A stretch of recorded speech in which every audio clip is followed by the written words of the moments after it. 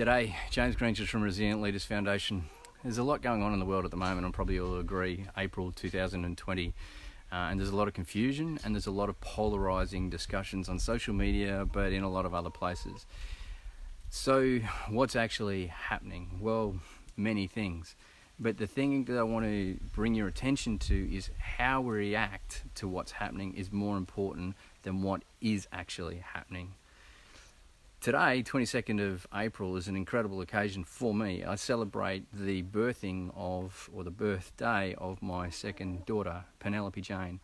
She came into the world in 2008, exactly 12 months to the day that I was hit by a roadside bomb, commanding over 100 soldiers in southern Iraq. From that roadside bomb led to a life period of post-traumatic stress, of depression, and almost taking my own life, including when Penelope was in the world and showering me in love as daughters do to their fathers. Do I remember though does that write my story? Does that define me anymore? No. I've recovered from post-traumatic stress, and Penny helped me. She was instrumental in that journey. I've gone through post-traumatic growth, but I've even let that go. So I no longer identify myself with that period. But the thing is, so many people will go, it's obvious. He got hit by a bomb, so therefore he got post-traumatic stress. Ladies and gentlemen, that's not correct.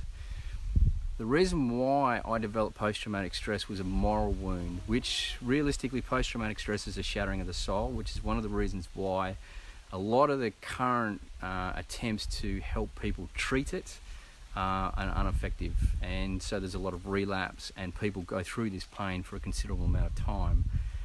There's an incredible shift in the way people are helping post-traumatic stress, and I think it's indicative of a lot of things, including what's happening in society today. So the reason why I developed post-traumatic stress was when I went to Iraq as one of the commanders of my team, we were told one thing, and very quickly when we almost lost a number of soldiers, we found out why we were there, which wasn't why we were told.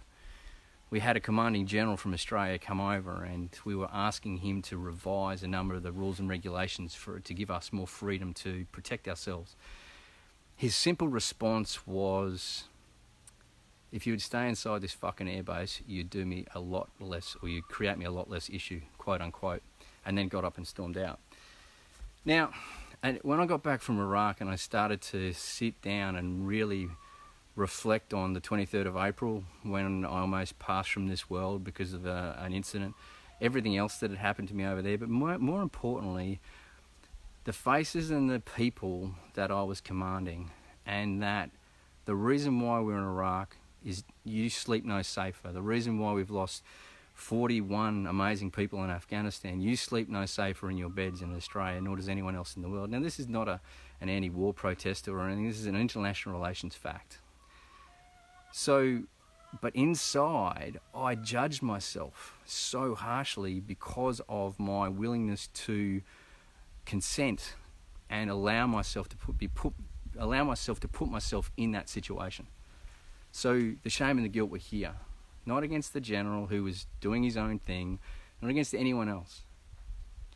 So what I've come to realise is if I act in anger, and I had an incredible amount of anger inside me when I got back. There was another general, an incredible mentor of mine, who's been a loving person in my family for so long, that when he asked me how I felt about coming back, I gave him both barrels. Matter of fact, I went broadside on him, and he stood there, held space for me to just vent, and then dissected exactly what he needed to.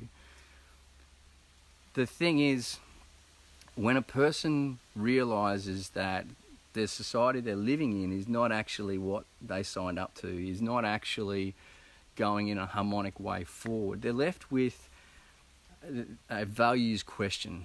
Do I stand up, put my hand up and actually take action, or do I sit down and allow myself to be run over? Now, according to Chief Justice John Walsh, Australia is now under martial law, and I completely agree with him. I'd actually suggest we've been under martial law for a while now. Whether or not you agree with the stipulations that have been utilised by the government and governing agencies as to why that is the case, it's up to you, and it's not the point of this whole discussion. But I will state it categorically that elements of Australian power are being used in questionable means, or 4 questionable means. The thing is, I once stood up when I was at a promotion course to Lieutenant Colonel at Australian Command and Staff College just before graduating as a student. And I looked at 270 people in the eye then, and I asked the question, is leadership at Colonel and above compatible with leadership of Colonel and below? In other words, is senior leadership compatible to junior leadership? Now, my actual conclusion was yes, with some stipulations. And the first one is that we remember why we're doing something. We remember why we joined. We remember the coalface.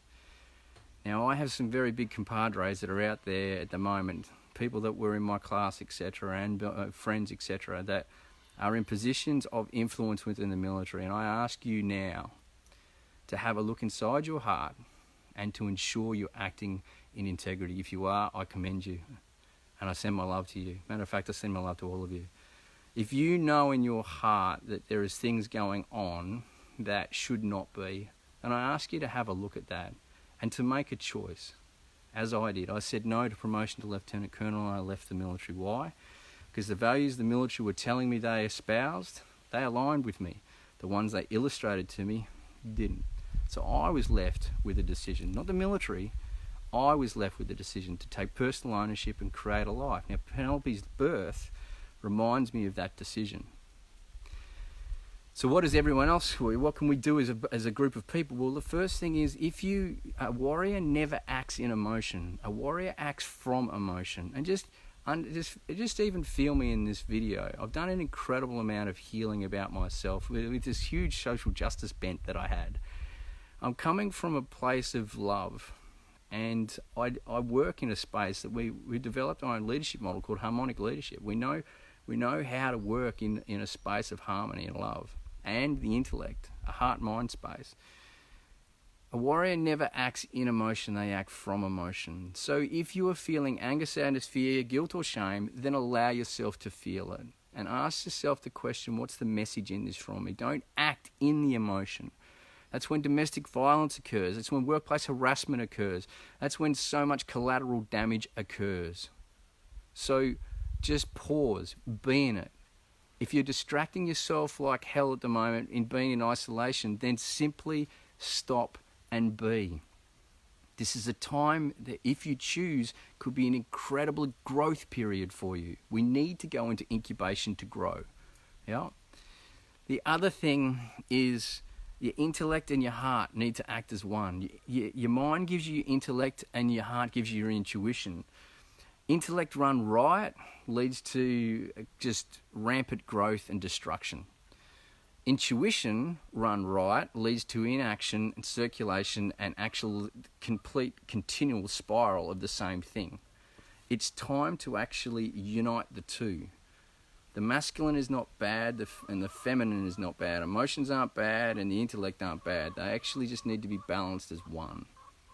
So Australia and the Western world, because I know there's a lot of people around the globe listening to this message, be very careful about how you use power. Absolute power is not corruptible, completely corruptible, and it's not a bad thing. If you understand where the seat of absolute power is, you will understand what I'm saying.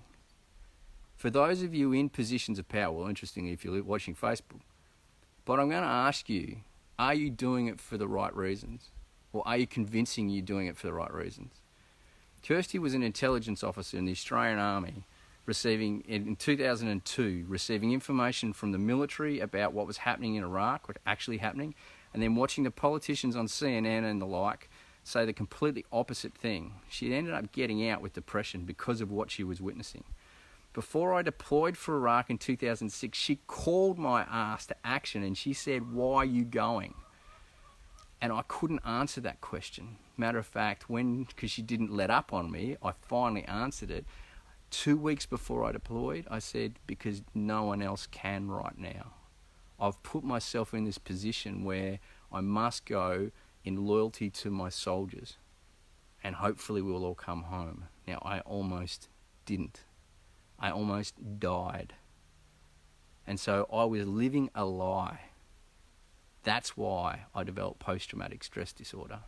The reason why I haven't had a relapse of it is I no longer live a lie.